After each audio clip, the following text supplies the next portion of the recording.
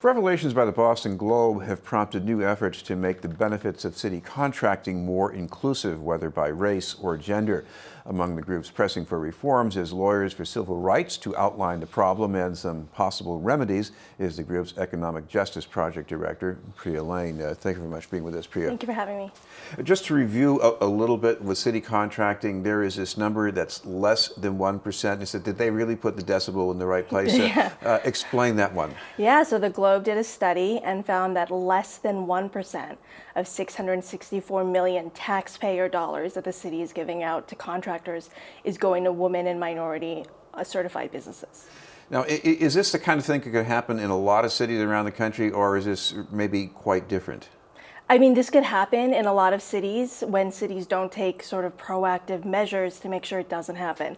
So in a report, we talk about a lot of other cities, similarly sized cities in this country that are taking proactive efforts. So Philadelphia, for example, has a rate of 30% involvement by minority and women-owned businesses. If we had that same rate, it would be putting $200 million into communities of color in this city. Well, unpack that a little bit. Why is that number so different in Philadelphia?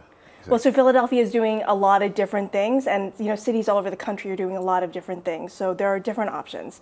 There are race-conscious options. Those are going to be the most proactive options.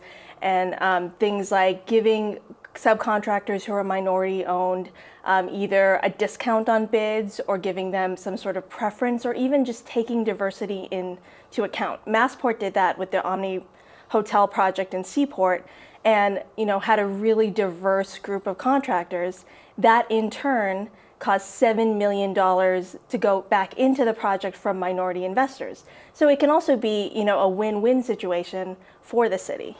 Well, if you add this up, if we had something like what they have in Philadelphia, what would that mean for people in the neighborhoods in Boston economically? So right now, so the Federal Reserve Bank of Boston did a study and found that communities of color in Boston have a median net worth of close to 0%. And that's not a typo, 0%. Versus white communities in Boston, white households have a $250,000 median household income. That disparity is insane. So if we did something like Philadelphia and we could put $200 million back into our communities of color, that could be a huge boon. Priya, another idea that you've been exploring is breaking down the big contracts, the big, I guess, primary contracts into smaller contracts. Sounds like it could be messier, but why would it be better? So, I mean, it's just a matter of taking pieces of contracts and giving them out to smaller businesses. Disproportionately, minority-owned businesses are smaller just because there is not that wealth in the community. And so when these businesses are first starting out, they are not able to go out for these larger bids because the contracts are so huge.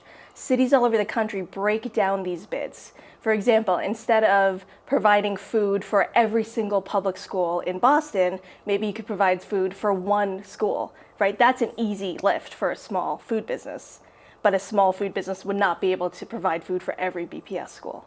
Well, bidding on a contract takes some paperwork, but I guess there's another hurdle you're concerned with, and that's for contractors to get certified. Why is that so hard?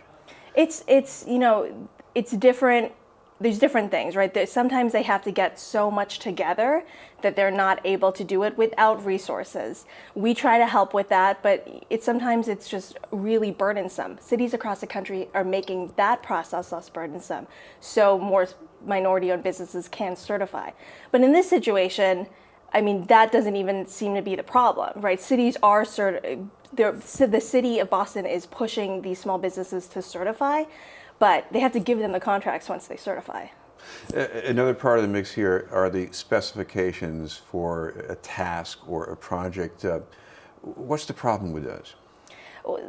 It's just like what we were talking about earlier with breaking down the contracts into little pieces, making the tasks, making it less burdensome, making it more small business friendly, which is a race neutral option, right? Making these contracts more small business friendly helps all small businesses in Boston. Right.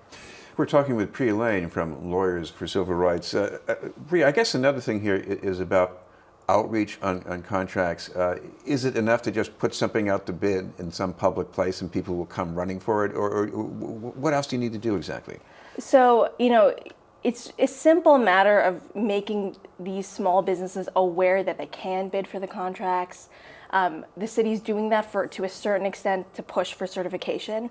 But then, once they're certified, making it easy for them to bid for these contracts. At Lawyers for Civil Rights, we work with hundreds of small minority, immigrant, and women-owned businesses a year. And we see across industries that these businesses are not getting the same amount of contracts, public contracts, taxpayer dollars, as white-owned businesses. I'm a total non-expert here because when I hear contracts, I think of people putting up buildings. But give me some examples of some other things that people get contracts for. They might not realize this is something. Yeah. I mean, so that's what people think of traditionally, right? And there is a certain amount, construction work, but also food, like I mentioned earlier.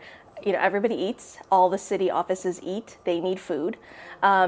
Things as simple as haircuts. I worked with a barber once who wanted to fulfill a bid and go into some state institutions and city institutions to give haircuts to the people who were in those institutions. That is a public bid that can go out to these small businesses. And so it can really go across industries. Chris, you're also looking for more accountability. Explain some of the ideas for that. Yeah, I mean, so cities do a lot of different things, and the city of Boston has actually made promises in the past that they were going to do these things and have not, but just simply disaggregating all the data and showing, the public by race and gender what their money is going to, what the bids are being fulfilled by different small businesses. Also, there's a diversity dashboard some places have on their website. There's, just publicly releasing the data and keeping themselves accountable. Thank you very much for being with us. Thank you. Priya Lane from Lawyers for Civil Rights.